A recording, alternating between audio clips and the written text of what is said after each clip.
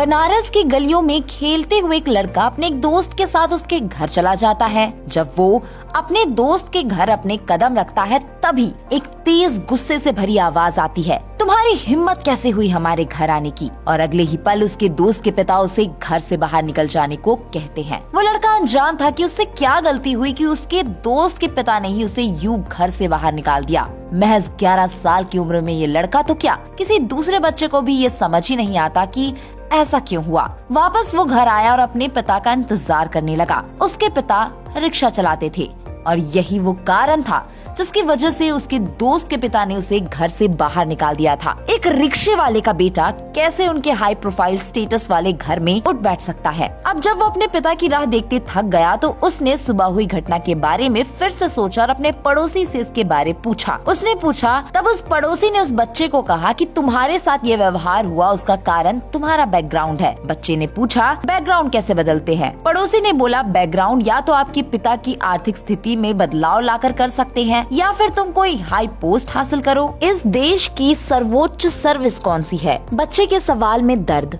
और हौसला साफ साफ झलक रहा था। पड़ोसी ने कहा कि बेटा अगर तुम आईएएस बन जाओ तो उससे बड़ी कोई सर्विस नहीं। और दोस्तों यही से शुरुआत हुई उस लड़के के संघर्ष का सफर। जिस उम्र में लोग डॉक्टर इंजीनियर बनने के सपने मजाक में देखते थे उसी उम्र में उस लड़के ने आईएएस बनने का संकल्प ले डाला और यही अपमान उसकी जिंदगी का टर्निंग पॉइंट बना। वो रिक्शे वाले का लड़का था गोविंद जायसवाल, जिन्होंने हिंदी मीडियम में सर्वोच्च अंक प्राप्त किए थे, वो भी फर्स्ट अटेम्प्ट में। गोविंद जी की जिंदगी में मुश्किलें कम नहीं आई। वे जब 7th की पढ़ाई कर रहे थे उस वक्त ही उनकी मां का निधन हो गया। ब्रेन हैमरेज की वजह से उनकी मां की मौत हो गई थी। गोविंद के पिता एक रिक्शा कंपनी के मालिक हुआ करते थे। उस वक्त उनके पास 35 रिक्शा हुआ करते थे, लेकिन पत्नी के इलाज में सभी रिक्शे बिक गए और परिवार गरीब हो गया। उन्हें केवल एक जोड़ी कपड़े मिलते थे, वो भी होली में। एक जोड़ी कपड़े पूरा साल वो उसी में बिताते। एक ही कमरे में 5 लोगों का परिवार रहता, वहीं खाना बनाना, वहीं सोना। हम सब कल्पना भी नहीं कर सकते, पर यही बातें तो गोविंद को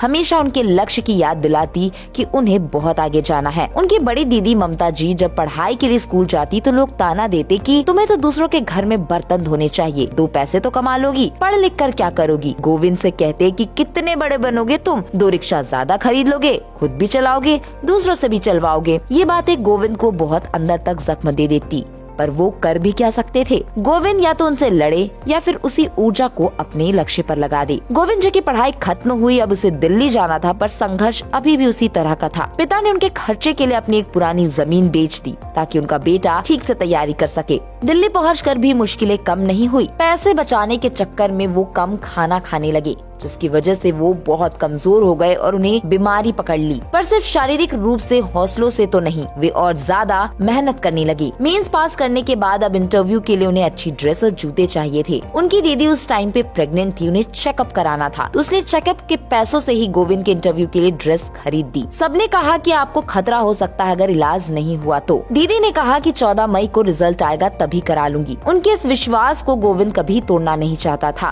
रिजल्ट आने के पहले उसके पिताजी की तबीयत बहुत खराब हो गई थी। उनका बेहतर इलाज कराने के लिए अब उन लोगों के पास कुछ भी नहीं था, क्योंकि सब कुछ गोविंद की पढ़ाई पर लगाया जा चुका था। आज भी पिताजी की बात को याद कर उनकी आंखों में आंसू आ जाते, क्योंकि उनके पिता ने गोविंद को पढ़ाने के लिए अपनी एकमात्र रिक्शा भी बेच डाली जिनसे उनका घर चलता था। आज जब गोविंद आईएएस ऑफिसर बनकर निकला तो आज उन्हीं गलियों के लोग उनसे बातें करना चाहते हैं, उनके ऊपर गर्व करते हैं, जिन्होंने एक दिन गोविंद को उन्हीं गलियों में खेलने से मना कर दिया था। इसी के साथ दोस्तों आज की वीडियो में इतना ही।